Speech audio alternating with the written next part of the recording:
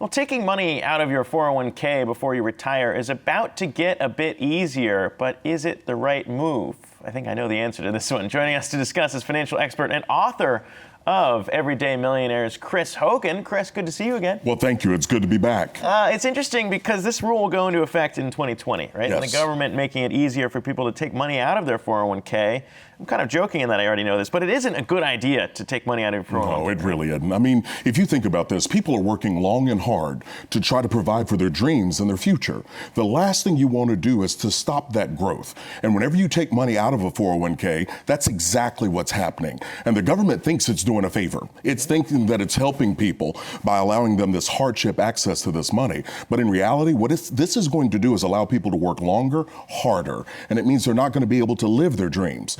So this concerns me. I think people are going to look at getting to this 401k as their last ditch effort. But listen, this is the reality. You need an emergency fund, 3 to 6 months of expenses set aside that allows you to be able to take care of those surprises. And so, you know, the issue of student loans, right? Big issue, $1.6 trillion issue.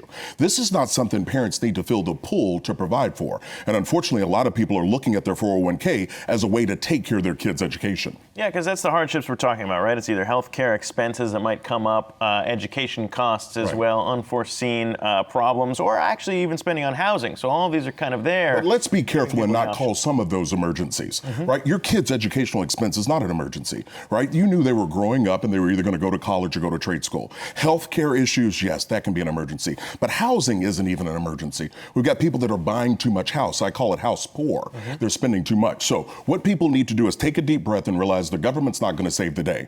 Like if the government truly wants to help us, remove limits on how much you can put away for your future, right? Remove the limits on Roth IRAs. This is really going to help people. Allowing people to turn their 401k into a 201k is not helping them. Yeah, that's a good point. I mean, so wait, Chris, break it down for us though. So how are people going to be able to take out money from their 401ks now then? Well, starting next year. Yeah, well, first and foremost, they're going to allow them to get to not only the money they've put in, but also the employer match and any kind of investment growth. So they have access to the whole pool of money now.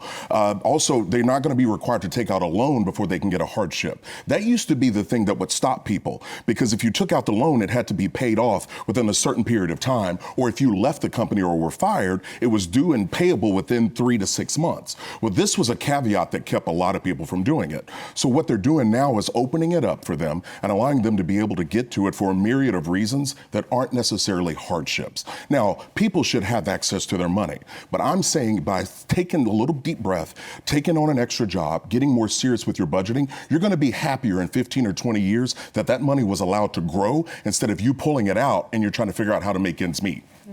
Yeah, I mean, a lot of that has to do with kind of, I guess, your viewpoints on whether or not you're a fan of the nanny state and what the government should be doing to jump in here. But to your point, there's a lot more they could be doing to incentivizing people to continue to save. And also giving some flexibility to you know, kind of fund these short-term Absolutely. expenses. If they remove the limits on Roth IRA, and they said you were allowed to put the money in. And when I say Roth, everyone knows out there, I get tingly, I get excited, because Roth means after-tax dollars, which means tax-free growth. This is a beautiful opportunity for people to be able to catch up and save for the future. So I'd love to see some laws put into effect to help people, not hinder them. And that's what I'm fearful that this is going to do. When we talk about this, though, I mean, there's always that thought of there must be some sort of versions of these moves that might actually be beneficial. I know you're talking about being house poor, but you can also tap into an IRA to help pay first-time home buyers incentives to tap into that to pay for housing. Is that just generally a blanket rule? Don't touch any of your retirement accounts, or are there actually some cases where it might make sense? Well, I have seen some health issues where people have had to utilize that money to avoid a bankruptcy or a serious health situation. But I'm trying to paint the picture. You know, if you leave the door half open, people walk all the way through it. I want people to realize this money is for your future. And so Social Security may or may not be there. We all know it's on track to be insolvent by 2034. So if people don't put away money, if we don't save, they're not going to have any to spend later. And I think that's going to cause people much more harsh wake-up call in their future, because they're going to have to work longer and harder.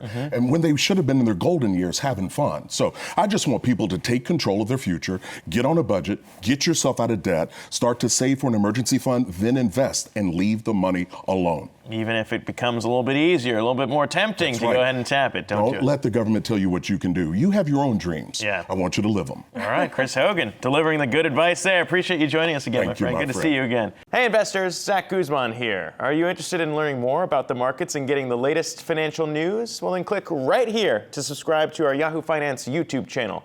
Get the latest up-to-the-minute market analysis, big interviews in the world of finance, and information on how to manage your money every day wherever you are.